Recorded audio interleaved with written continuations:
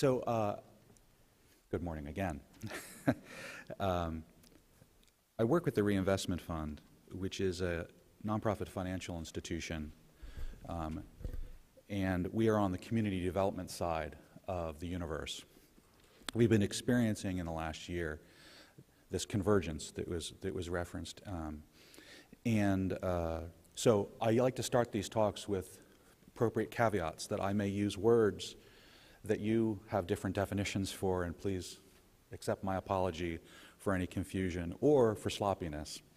The community development field is very different from the public health field and from the health field, and we're just learning about these different professions and different dialogues and different definitions and different modes of working.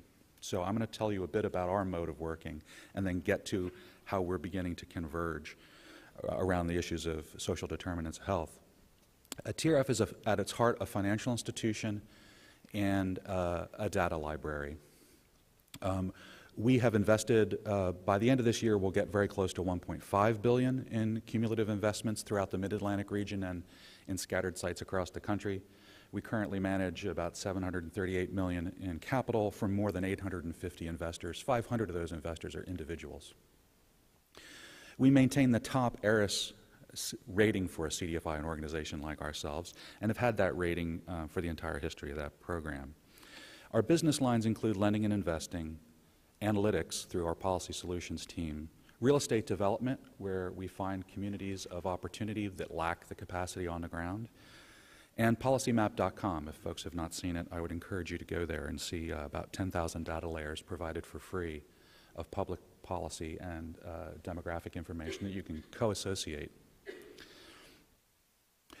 The heart of our work, as we've come to understand it in this current age, is the intersection of organized people, usually our clients, organized money, who is really ourselves, organized capacity, who are the entities that we end up financing in those communities, and organized data.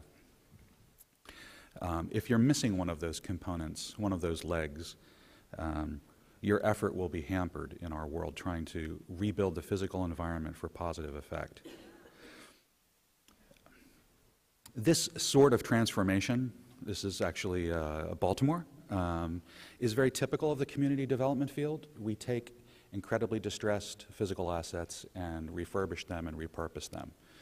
In this case, these are still townhouses. These are not broken up into apartments and with added density. This is abandoned home ownership being turned into fresh home ownership in Baltimore. And as one could imagine, the insides of these units is a safety issue in and of itself. We have a number of different asset classes where we act. You've already heard from PolicyLink about our supermarket work. We've been working since 2004 in food access, in healthcare, financing community health centers, which for us is very new, but for other CDFIs is a long-time activity. Education, both early childhood and schools, and of course housing.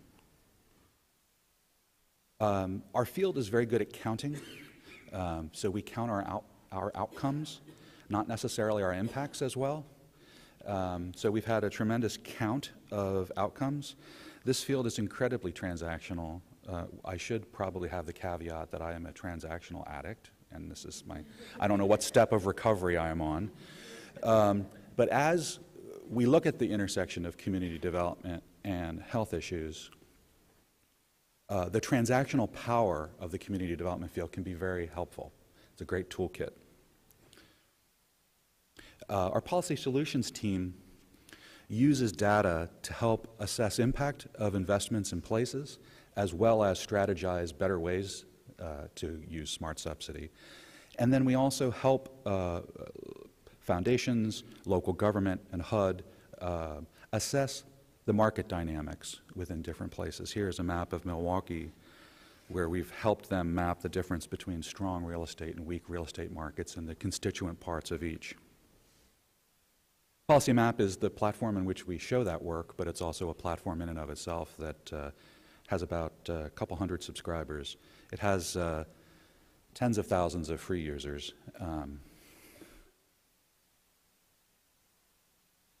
And as I mentioned, real estate development, some of this we can skip through. So what is a CDFI? Again, when we come to these fields, we shouldn't presume that our world is well understood. Community development financial institutions are specialized financial institutions really dedicated to creating that last mile of the credit chain. We connect communities disconnected from the financial industry. In the case of TRF, we do that with commercial finance. We're not a consumer lender. We do that with real estate finance, business finance, and nonprofit finance. A CDFI is a designation conferred by the U.S. Treasury. It opens up a set of programs at Treasury and a few other agencies, which now includes, due to our work with PolicyLink, HHS funding, U.S. Treasury funding, and certain USDA programs. We're required to maintain an accountability to the communities which we serve, low and moderate income communities or people. We are assessed by Treasury, and Treasury encourages us to be rated. We created our own rating system. We're kind of a self-regulated industry, which I've already talked about. So there's this intersection of community development and public health, and I'm going to talk a bit about the meme which is out there of healthy communities. It unfortunately accepts any projection, and the question is, what is it really becoming transactionally? What's the root of it, not just the opportunity of it? We're starting to see a number of different convergences of intent around affecting population health. Housing moving to housing plus models, accessibility and continuums of care. We're seeing human services start to be analyzed in terms of the spatial analysis of where there's supply and where there's demand. We're seeing transit orientation, livability, and walkability become a topic within a number of different investment strategies. We're seeing access to healthy foods and the Let's Move campaign and PHA become a whole methodology of action in communities around equity. And then, of course, we're seeing a number of environmental and sustainable outcome targets. This is really important to put close on the intent of healthy communities. They're like we had many years ago with sustainability and energy efficiency. There was the term greenwashing. There can be health washing. And it's very important that we know as we go into transactions and into programmatic initiatives, what's your intent as you approach that objective, not just the look back of unintended consequences, but what is your intent for outcomes at the front, and then hold yourself accountable to effect. If all we do is do a bunch of transactions for economic development reasons and social justice reasons, and then look back to count our healthy flowers, those were unintentional and circumstantial and non-strategic. I think there's also a convergence of data between our different fields. Our policy map tool, UDS Mapper and CHNA, there's a promulgation of the use of data in our work in community development. This isn't as new, I don't think, in the public health or health sector. But for community development, it's a very new thing, and we're starting to share data sets, which is very interesting. Every couple of weeks, we're adding new health metrics and new health indicators within PolicyMap to try to pull what is otherwise a community development database a little bit closer to use for multiple practitioners. We're also seeing a convergence of focus. So as I've said, the community development field is very deal-focused, and it's becoming less so. It's becoming more open to a longitudinal look for its outcomes. It's becoming less focused on quantity, outcomes, and more focused on impacts. And similarly, as I've seen from sitting in my shoes, I've seen the public health field become less of a reaction to poor health and more of an examination of the social determinants of health, and also taking a step away from the broad correlations into a granular, actionable set of interventions. So my first conversation with a public health official was, well, just get everybody to graduate from high school, and all of these things will happen. And while that's a correlation, that those things are true if that thing happens, it's not actionable. You have to break it down into its integral parts. And the transactional side of community development can be very helpful in figuring out those integers that will get you towards this macro association of let's deal with education, let's deal with these societal problems that have positive outcomes in a correlative effect, but how do you actually do it? How do you get Bob to graduate from high school? And what are the barriers to get that done? That's something that's much more our expertise, is breaking it down.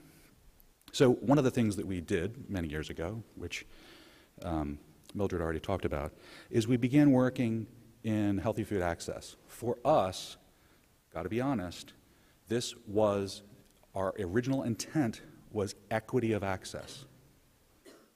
We wanted low-income people in dense communities that lacked a grocery store to have equitable access to healthy foods, period.